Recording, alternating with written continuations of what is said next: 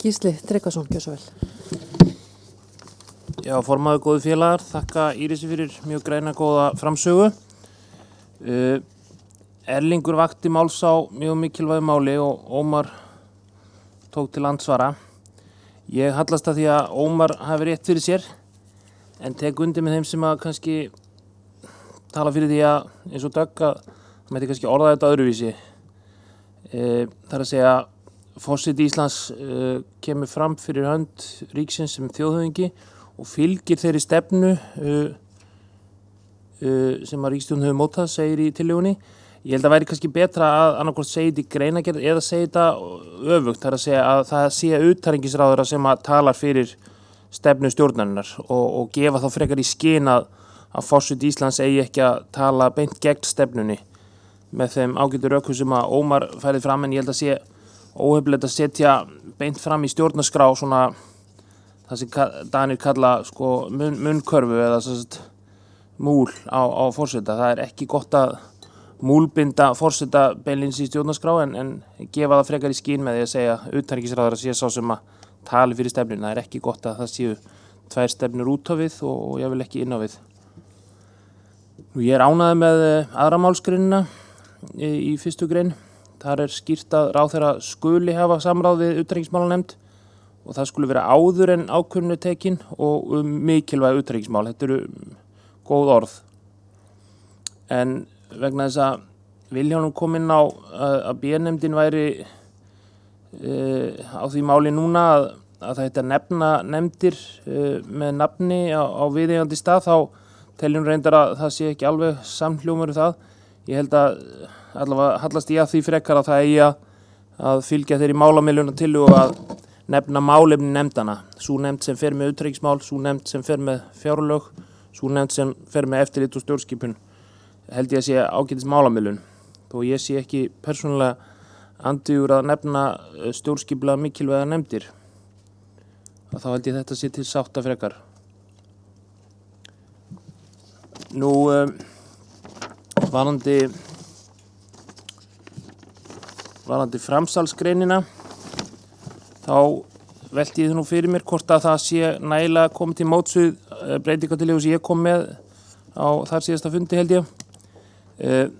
Þar eru fleiri atriði sem að lúta að framsali ríkisvalds. Þar er talað öryggi og sameiginlega réttarskipan og aukna samvinnu milli þjóða.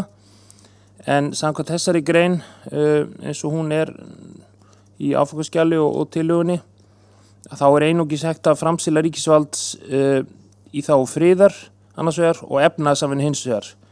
Það finnst mér kannski full þröngt þó að Evrópusambandið sé upphaflega efnahagsbandalag og að miklu leyti til sé það efnahagsbandalag og kannski friðarbandalag, það er nú svona undirliggjandi, að þá held ég að mætti kannski huga því að það er fleira í ESB en þetta tvennt og tengt ESB. Mér finnst svolítið þröngt að orða þetta þannig að það megi framselja ríkisvald til alþjóðlegra stofnana. Mér finnst það ekki mjög lýsandi fyrir til dæmis Evrópusambandið að það sé alþjóðleg stofnun. Það er yfirþjóðlegt bandalag og þjóðréttarlegt og eitthvað slíkt, en alþjóðlegt skil ég eiginlega frekar sem eitthvað sem er svona tekur til miklu fleiri ríki heldur en eins einnar heimsálfu til dæmis. Þá tel ég að það þurfa að huga betur að því sem að Katrín Oddsdóttir og Vilhjálmur nefndu með stjórnlagaþing. Það tel ég að vera megin leiðin til þess að breyta stjórnarskrá og jafnvel eina leiðin, en þetta er ekki til fyrirstöðu samkvæmt okkar tillögu að stjórnlagaþing sé þá kallað til oftar ef að þurfa þykir, ef að þjóðin eða alþingi vill, en annars sé það á reglubundnum fresti. En annars finnst mér þetta ágætis leið hjá nefndinni að 5/7 þingmanna, það er að segja 53 af 63 þingmönnum að óbreyttu, geti framselt minniháttar ríkisvald, en meiriháttar framsal þurfi þjóðaratkvæði. Það er svipað í tillögunni sem ég lagði til. En ég er svona veltið upp hvort ekki þurfa að vera fyrirvari eins og í tillögu minni að samningar sem einungis séu þjóðréttarlega bindandi þurfi ekki slíka viðurhluta mikla málsmeðferð.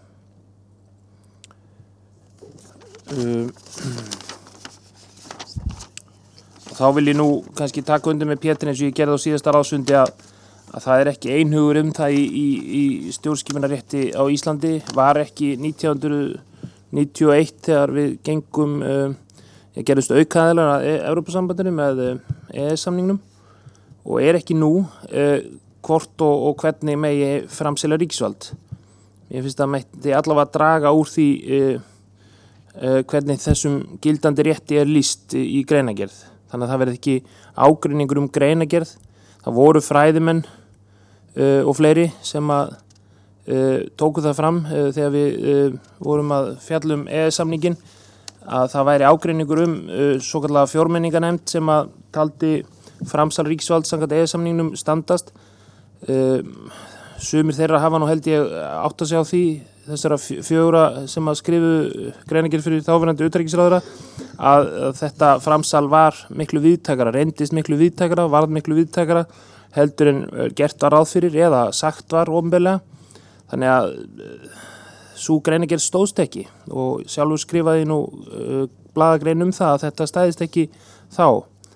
Þannig að ég held mig fyrir það að það hafi verið óheimilt framsal ríkisvalds sem fólst í EES-samningnum, en það öfugt við það sem að Pétur hins vegar